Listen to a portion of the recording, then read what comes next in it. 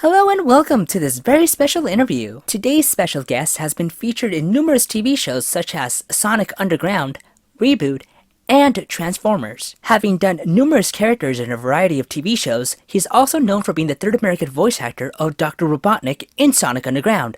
Ladies and gentlemen, welcome Garry Chalk. Hi, everybody. How are you?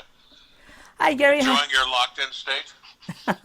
The same thing I was going to ask you.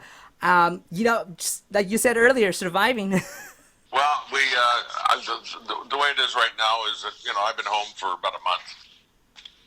You've been working at home, though, right? I can do voiceover at home, but there is no voiceover right now because everybody's locked away. That's right. Engineers and whatnot are not. Everybody's locked away. So basically, I'm just, I'm playing music, catching up on my reading, catching up on movies, and Netflix is my best friend. And been doing a heck of a lot of baking and cooking and things like that, and fixing stuff around the house that needs to be fixed. So all in all, it's been a productive time. Yeah. Tell me, I know you probably have heard this question in particular millions of times before, but for those who don't know yet, please tell us how you got into the voice acting industry. Well, I've got my first voice acting gig in 1979, and it was a commercial for a nursing home. The head of our theater department where I went to school, a theater school, said, my friend's got this thing and he would like you to do this commercial, and it was my first paid gig, and I was just graduating from theater school. I said, sure, and it turned out all right. Well, basically, I just tried to, get into the voiceover market, but it was a very, very tough market to get into. Because there weren't any cartoons at that time, just not here where I live, but mostly just radio and television commercials. And so I ventured into those.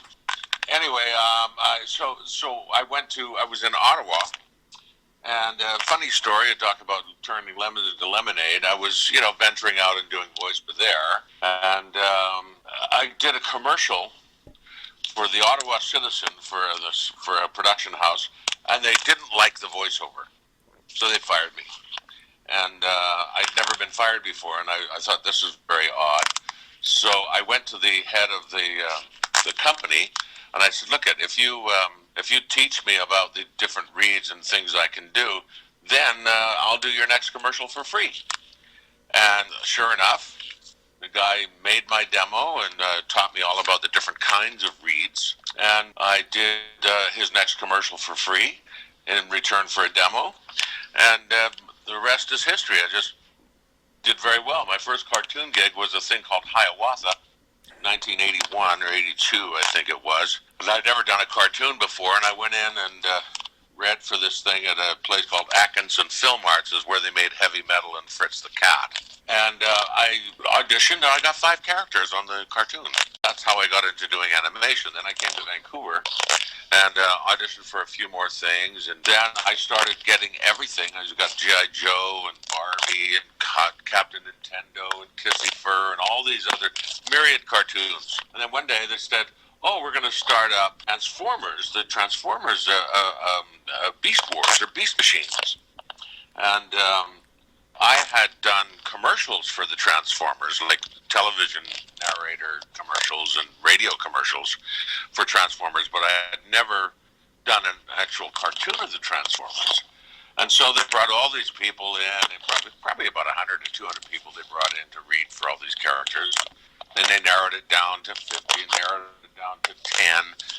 And then it was between myself and I think it was David Kay as to who would get Optimus Prime and who would get Megatron. And it turned out that I got Optimus and David Kay got Megatron. And the rest is, as they say, is history. I just started doing all the cartoons. According to the IMDb cast, you got cast as Optimus Primal and Generation 1 Megatron. Generation 1 Megatron, yeah. That's bizarre, hey? Right. I don't know how that worked, but that was a lot of fun. I just can't remember it. Out of curiosity, were you ever many years ago.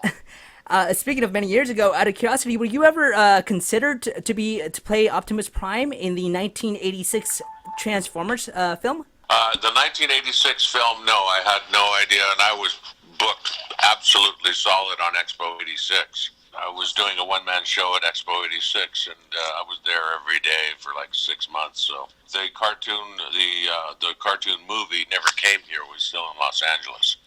2000, I think I did. Not Robots in Disguise. Armada. Armada, Cybertron, Energon. And I did Beast Wars. When was that? 2000 something. Was in It wasn't 2011. It was about 2000 something. It was his 20th anniversary last year. Yeah, so it'd be 2000, 2001, somewhere around there. Yeah, I think it was from 1999 to 2001, I believe. Somewhere. That's right. Yeah. Yeah, I did a few other shows besides Transformers with that company. What was fun about voicing Optimus Primal in Beast Wars and Beast Machines? What's fun about it? I think the most fun I had with that character is that I got to make him very human, with human foible, and he got pissed off, and he'd feel compassion, especially for Cheetor, and he'd always be annoyed by Rat Trap, and basically, I just loved working with all those people on that show because they were just wonderful, like Venus and Scott and Ian and Jim Burns and Richard. All of those people were just wonderful to work with. So much fun. And Alec Willows, of course. I just loved working with them. So it was that was a joy, and that was the most favorite thing I had working with that is the people. That's what I love most about it. Correct me if I'm wrong, but for this one, for this particular series, you got to work hand in hand with the voice, your coworkers, your other voice actors, rather than being in a booth and doing your lines, and then another voice actor comes in and doing theirs. Oh no, yes, every show that we did practically, except for the ADR stuff or the anime stuff, everything we did was ensemble cast. The cast was always in a room, and sometimes it'd be funny. You'd have a cast with 12 people, but you only got 10 mics, so you had 12 people in the studio share a microphone, which is a bit odd, but there you go. It's always ensemble, which was so wonderful because it made everything so organic. The cartoons were organic, the reactions were organic. Everybody was playing in the moment, and gave the cartoons a real sense of being there in the moment. Reality, sort of. Yeah, reality, just like reality. That's why people cared about the characters so much, is because they were real characters in an unreal world, but they were real characters, and people cared about them because they were real. Yeah, definitely. Unlike you get with the ADR, which is the anime stuff, which is in case people in case my audience filling in the blanks. Yes, you're basically dubbing. That's what it's called, dubbing over somebody else's voice. Yeah, that's exactly right. I'm not sure if this one was with that company as well, but this one was called Reboot, which is a Canadian CGI television series back in '94. Reboot, yep, same company. Was that DIC? That was no. Reboot wasn't DIC. Reboot was Mainframe. Oh, that's right. Yes, Mainframe. Yeah, and Transformers was Mainframe. That was DIC. I did a whole pile of DIC shows. Yes, beginning with Sonic Underground. The Adventures of Sonic the Hedgehog, correct? Yeah. In The Adventures of Sonic the Hedgehog, Dr. Robotnik had a different voice actor. For Sonic Underground, you became Dr. Robotnik. How did that come to be? Well, what happened was Long John Baldry was on a world tour with his band. As you know, he's a famous rock and roll star, right? And he was on tour, and he was unavailable to do the Sonic cartoon. And as I was used to do his scratch track, scratch, Groudra, bring me my Sonic perambulate. I could do his voice well, and they said, okay, you can play Dr. Robotnik. So I ended up doing Dr. Robotnik. I see, so you were basically a voice match for John. Yes. Yeah, I basically did the scratch track for him when he wasn't available. Did you get to work with Janelle White for Sonic Underground? For Janelle, no, we talked to him a couple of times, but had never actually sat in the same studio because him and Tails would record in L.A. and the rest of us would record up here in Vancouver. And there was only I think there were three of us here and two or three of them down there. So we sort of, we'd split. Were you ever considered for the voice of Dr. Eggman in any of the games? Yes, of Dr. Eggman, yeah. But that never came about. I see. I believe then the role went on to Dean Bristol, who ended up voicing Dr. Eggman from 1998 through 2004 before passing away, and then the role went on to Mike Pollock, who has been Dr. Eggman ever since. Yeah. Yeah. Staying on the topic, though, of Sonic the Hedgehog, you're also a on-camera live-action actor, aside from being a voice actor. In recent news, however, you did a cameo in the newly released Sonic the Hedgehog film. Is that correct? Yeah, I played one of the generals when they got news of this blue alien, namely Sonic. We have to get the doctor to take care of this.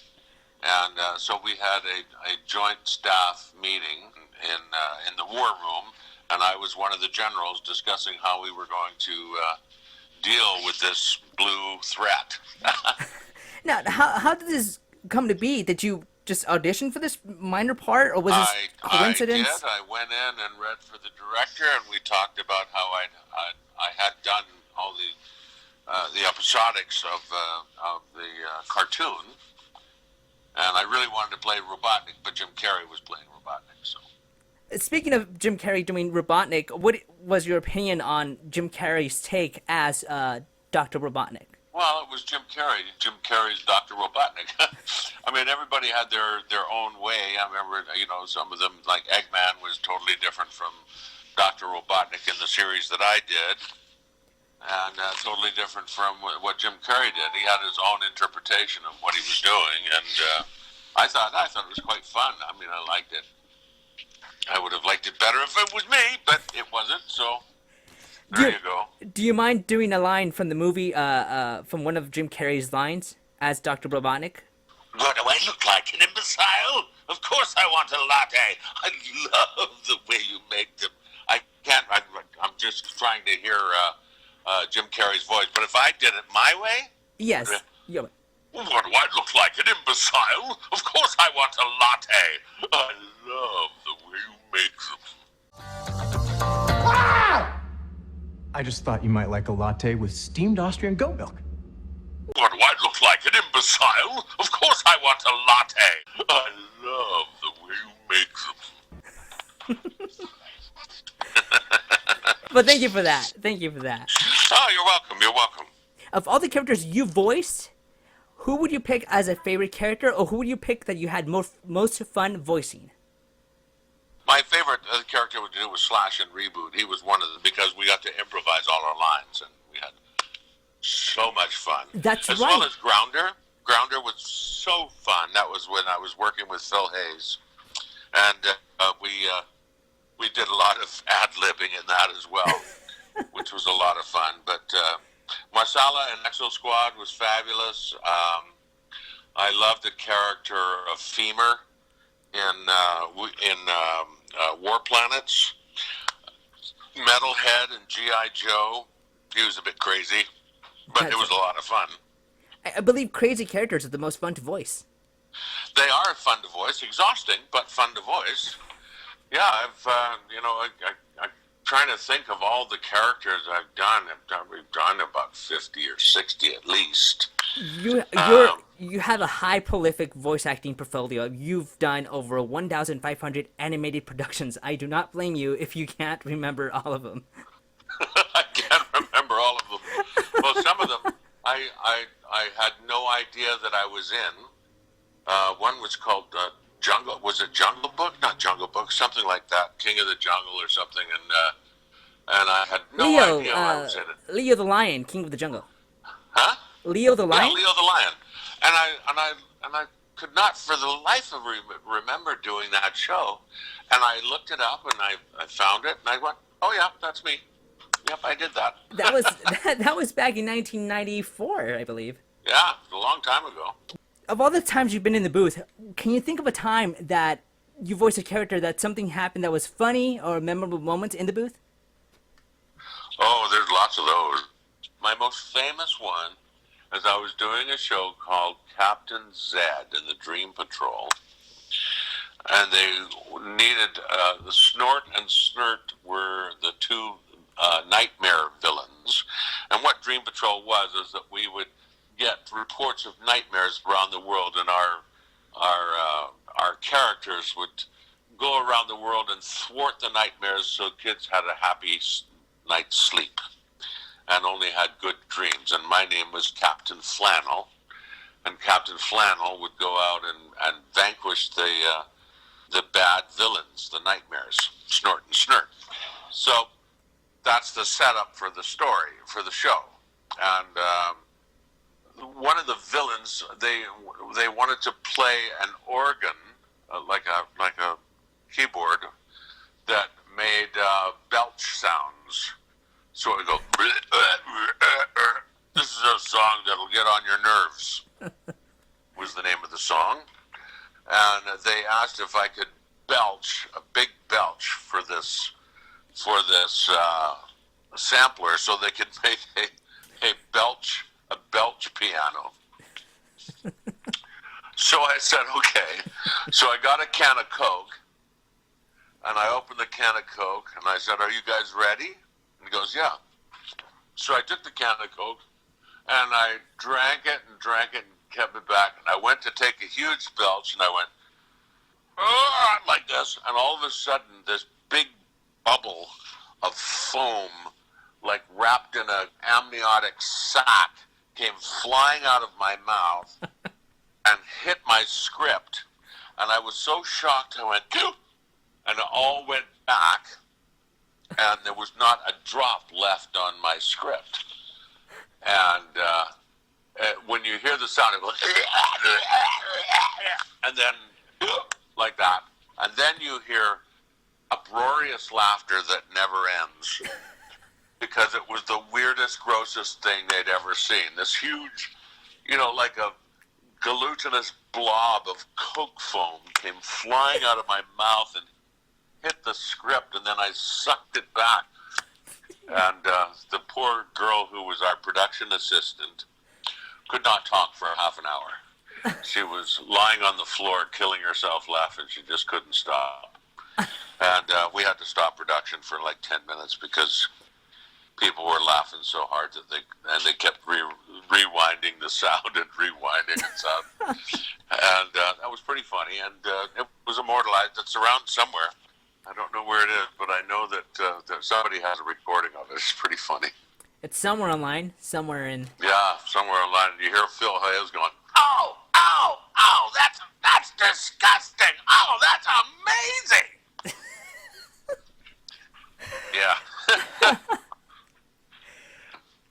As I said myself earlier, you're a prolific voice actor. Do you have any tips or suggestions for upcoming voice actors who want to get into the industry? For voice actors who want to get into the industry, okay. The acting part makes up 75%, 75% of the character, 25% in the voice. So concentrate on being a good actor, and then you can work on your voice, because it's a lot easier to change your voice than it is to get the words off the page and make them your own and make them believable, because you are, even though you're a fantastical character in a fantastical world, to you it's the real world, and so you're a real character in a real world that's fantastic to us.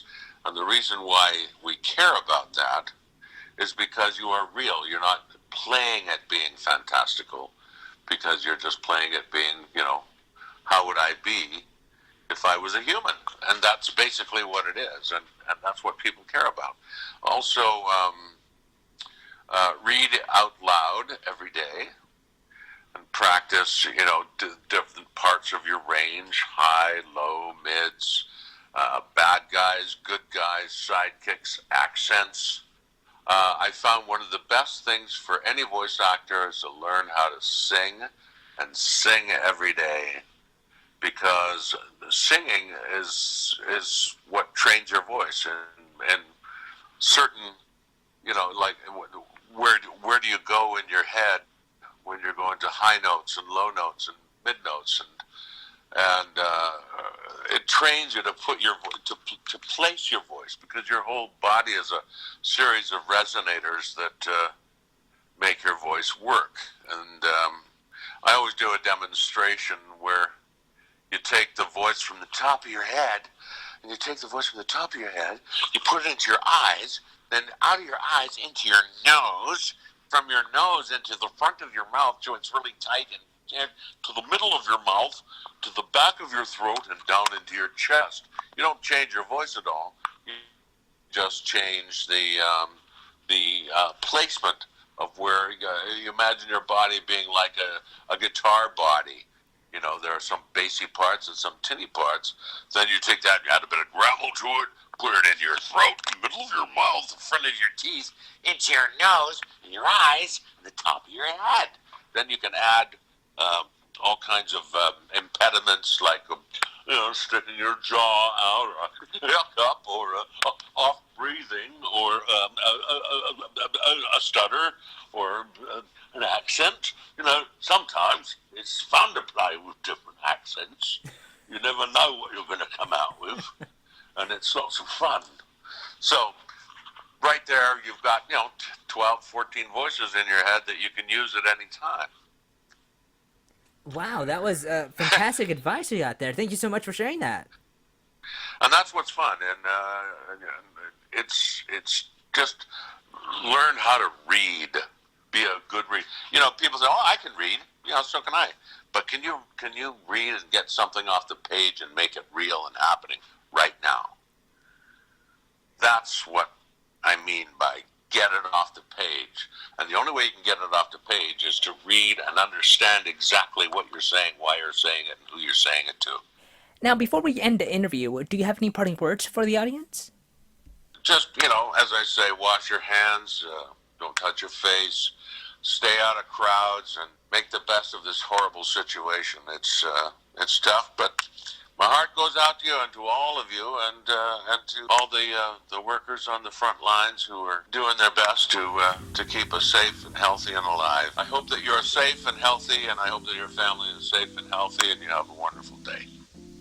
Well, there you go, you guys, from Dr. Robotnik to your family. Anyways, you guys, thank you so much for watching, or rather hearing, but don't go anywhere just yet. We are giving away the Sonic the Hedgehog movie Blu-ray version. All you have to do is subscribe to our channel, click that notification bell above so you won't miss any awesome interviews, and comment below as to who is your favorite Sonic the Hedgehog character and why. Make sure to use hashtag Sonic TKN in order to increase your chances of winning. And this is Crystal signing off, and I'll see you guys next time.